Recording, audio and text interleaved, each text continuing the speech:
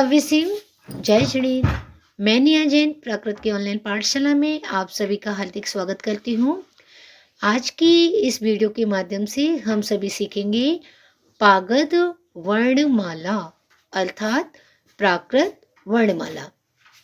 आज की इस क्लास को शुभारंभ करें उससे पूर्व हम सभी अपने आचार्यों की परंपरा का पालन करते हुए आज की इस क्लास का शुभारंभ मंगलाचरण से करेंगे।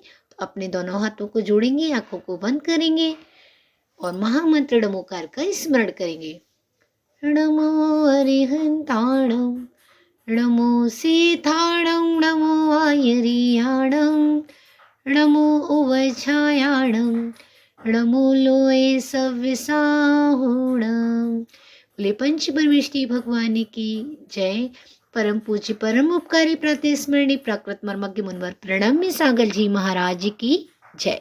चलिए, प्राकृत की वर्णमाला आप पहले पढ़ चुके हैं और उस वर्णमाला के किस वर्ण से क्या होता है ये आज के इस हम क्लास में सीखेंगे। तो सीखेंगे आगे। सबसे पहले आ, छोटे आ से क्या होता है?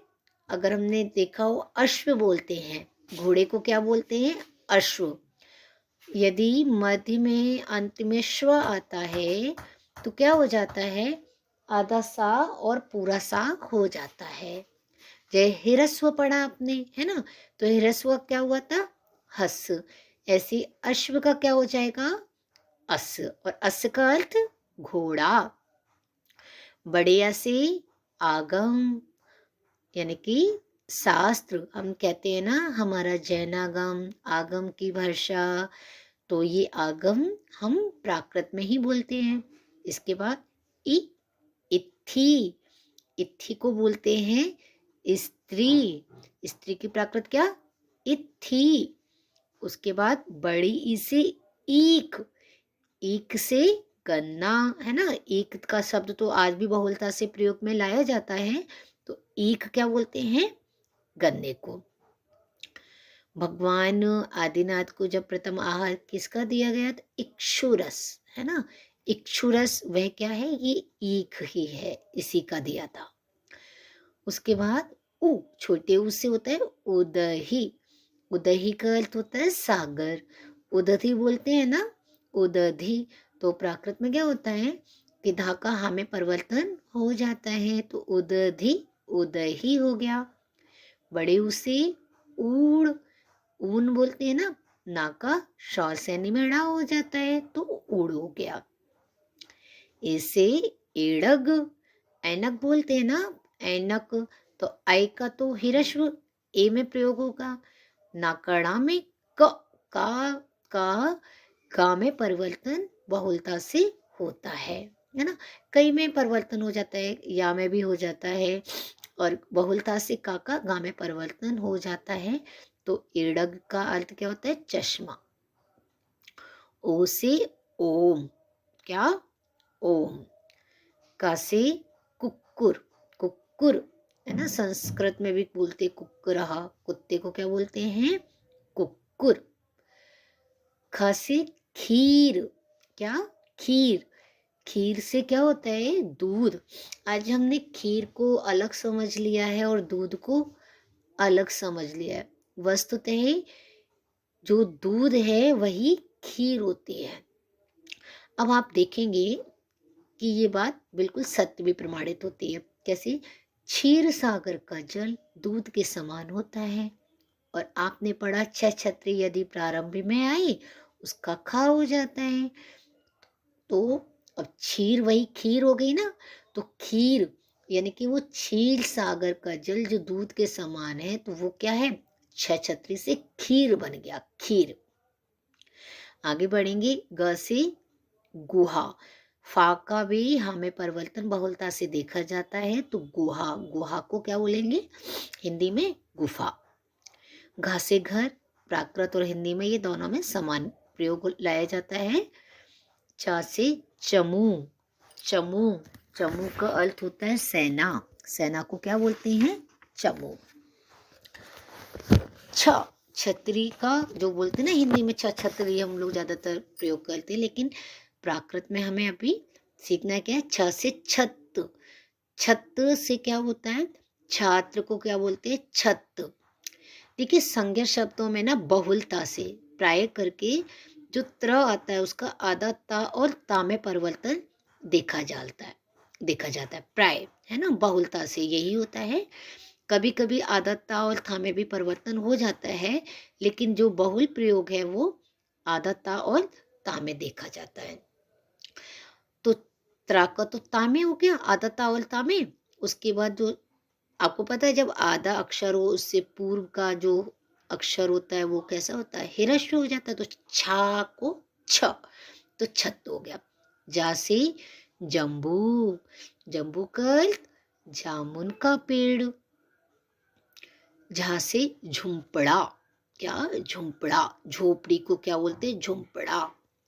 इसमें ड़ा पर जो उच्चारण निकल रहा है, लेकिन ड़ा पर ना नीचे बिंदी नहीं आएगी, झुंपड़ा डा बोल सकते हैं। ट से टंक, टंक से कुल्हाड़ी।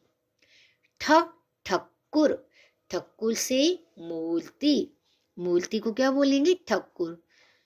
आपने सुना भी होगा ठाकुर जी बोलते हैं, है ना, जो ठाकुर जी वो ठक्कुर ठक्कुर कर करके वो ठाकुर हो गए। तो बहुत जगह ठाकुर का प्रयोग मतलब आज भी लोग करते हैं। डा से डिम्ब, डिम्ब से छोटा बच्चा, डिम्ब का मतलब हिंदी में छोटा बच्चा। ढ ढक्का, ढक्का का अर्थ बड़ा ढोल। ना से नर, यानी कि ड़ा से डर, नर पढ़ते हैं ना, न नर, तो वो ड़ा प्रयोग में आएगा, उड़ा से डर। त तरु, तरु से वृक्ष, वृक्ष को प्राकृत में क्या कहते हैं, तरु। रा पर छोटी ऊ की मात्रा लगेगी, तरु। था से थुदी, थुदी का अर्थ स्तुति या प्रार्थना। देखिए इस्त जब प्रारंभ में आता है तो वह था में परिवर्तित हो जाता है। इस्त का जब प्रयोग प्रारंभ में आएगा तो वह था में बदल जाएगा। तो इस्त आया, यहाँ पर नियम थोड़े से लिखते चले जाएंगे जिससे आसानी रहेगी याद करने में। इस्त का क्या हुआ, था, और छोटी ऊ की मात्रा चढ़ गई, और ता का आपको बताया है, ता का दा में परिवर्तन हो जाता है, थुदी हो गया। दा से हिंदी में हम बोलते हैं ना दिवाकर, सूरज का पर्यायवाची दिवाकर भी होता है। अब यहाँ पर क्या हुआ, दिवायर। अभी बताया था ना कि का गा और या में भी परिवर्तन हो जाता है, तो यहाँ पर दिवायर। दा से धेड़ू, धेड़ू गाय, कामधेनु नाम सुना होगा ना गाय के लिए आपने, एक विशेष गाय होती है जो कामधेनु होती है, वो कामधेनु, धेनु, गाय के लिए धेनु भी हिंदी में बोलते हैं ना, तो वही धेनु धेड़ू हो गई। ना से नई, नई को नदी। अब जब शौलसैनी प्राकृत में हम प्रयोग करेंगे तो यहाँ पर ड़ा से ड़ई कर देंगे, है ना। और प्राकृत में तो प्रयोग ना का होता है, लेकिन शौलसैनी प्राकृत में ना के स्थान पर ड़ा हो जाता है। पुष्प को पुष्प कहेंगे प्राकृत में। पा से पुष्प, पुष्प का हिंदी फूल। फा से फल, फल हिंदी में भी और प्राकृत में भी दोनों में ही प्रयोग आता है। बा से बाला, बाला यानी कि लड़की, है ना, बाला बोलते हैं ना, हे बाला, हे बाला, तो बाला यानी कि लड़की। भा से भमर, भमर यानी कि भंवरा। माँ से महिष, महिष यानी कि भैंसा, महिष है ना, प्रयोग करते हैं ना महिष, तो वही महिष, महिष बन गया। या से यमराज, यमराज यानी कि काल या मृत्यु, मृत्यु का दूसरा नाम ही यमराज होता है। रा से रयण, रयण यानी कि रत्न, तो रतन, रतन जो होते हैं ना वो उसको रयण कहते हैं। आपने एक ग्रंथ आचार्य कुंद कुंद महाराज का सुना होगा रयण सार, तो उस रयण सार ग्रंथ का हिंदी नाम है रत्न सार, रतन सार। उसमें रत्नों का सार भरा पड़ा है, जो मुनियों के लिए और श्रावकों के लिए अत्यंत उपयोगी ग्रंथ है। तो रा से रयण। ला से लवण, लवण को नमक कहते हैं। आपने सुना है ना, एक लवण समुद्र भी होता है, और लवण समुद्र का जो जल होता है वो खारा होता है। अब जब वो लवण है तो लवण तो खारा ही होगा, है ना, सीधी सी बात है। तो लवण, वा से वाड़र, वाड़ का अर्थ बंदर, वानर बोलते हैं ना, वानर, वानर सेना, तो वानर वही नकड़ा हो गया। सा से सप, सप यानी कि सांप। पहले आपको नियम बताया था कि प्राकृत में रेफ नहीं होती है किसी भी वर्ण के ऊपर, तो यहाँ पर जब पापर रेफ थी जो हिंदी की, वही रेफ हटकर आदि यहाँ पर जुड़ गई। अब देखो ये मत सोचना वो रेफ हटी फिर यहाँ पर आगे अक्षर जुड़ गया, ये तो आज हम हिंदी से प्राकृत सीख रहे हैं इन नियमों को लगाकर। वस्तुतः पहले तो सप बोला जाता था, उसे सर्प कर दिया गया, लेकिन आज हम सर्प से सप सीख रहे हैं, है ना। तो ये मत सोचना ये रेफ हटकर इस तरह से आई, वो तो केवल एक समझने के लिए, सीखने के उद्देश्य से कर रहे हैं। और अंतिम ह से हत्थी, हत्थी का क्या होता है, हत्थी यानी कि हाथी, हाथी को क्या बोलते हैं, हत्थी। हस्तिनापुर आपने सुना है, सुना तो हो गई। हस्तिनापुर, जब भी मध्य में अंत में इस्ति आए, जैसे अभी प्रारंभ में इस्त बताया था ना, उसका था में हो जाता है, ऐसे ही मध्य में और अंत में इस्ति आए तो उसका आधा ताल था में परिवर्तन हो जाता है। तो हस्तिनापुर, तो इस्त बीच में आया तो इसका आधा ताल था बन गया, तो हत्थी-नापुर, वस्तुतः उसका नाम हत्ती रागपुर भी कहते हैं, हत्ती नागपुर था और वो हस्तिनापुर आज कहलाया जाने लगा। तो ऐसे ही संस्कृत में अस्थि है ना, पढ़ते हैं ना, स बालिका अस्थि, और अस्थि का प्राकृत में अत्थि हो जाता है।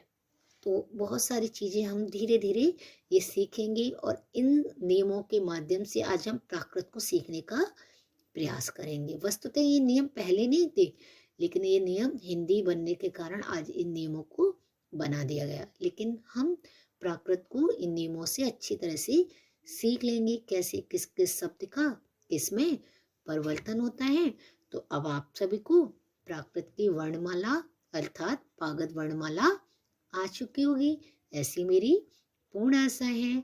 और इसी के साथ साथ आज की इस क्लास को यहीं पर हम एंड करेंगे और बोलिए पंच परमेष्टि भगवान की जय। उम्मीद है आपको ये पागत वर्णमाला याद हो गई होगी और आप इसको धीरे धीरे 1 या 2 बार और देखेंगे तो आपको ये कंठस्थ याद हो जाएगी। चलिए, जय जुड़ीन सभी को।